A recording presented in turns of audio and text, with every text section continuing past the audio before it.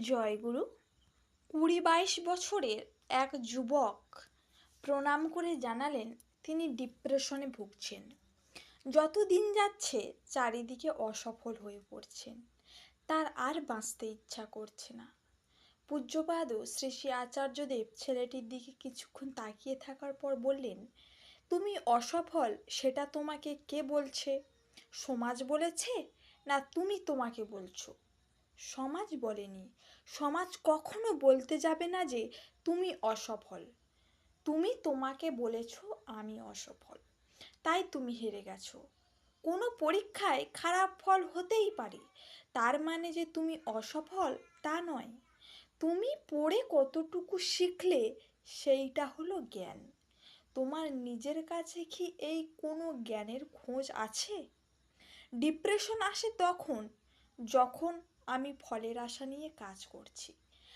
যেমন আমি এই নাম্বারটাই পাবো, এই প্রশংসাটাই পাবো, সেই নিয়ে কাজে লাগলাম।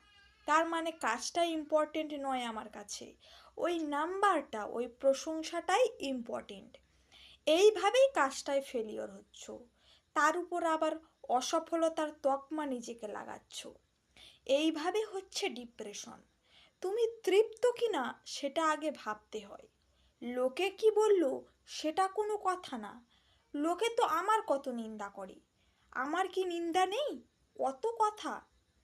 আমি যদি সেগুলো শুনতে যাই, লোকে আমার প্রশংসাও করে, আজ করছে কাল অন্য কথা বলবে।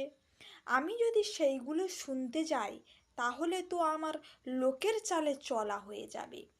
আমার মালিক তিনি, তার আদেশ তোমার মধ্যে তখনই তুমি শুনতে পাবে যখন তুমি নিজেকে তার বলবে। আগে নিজেকে ভালোবাসো, বলো তুমি সুন্দর, সবার দায়িত্ব নাও।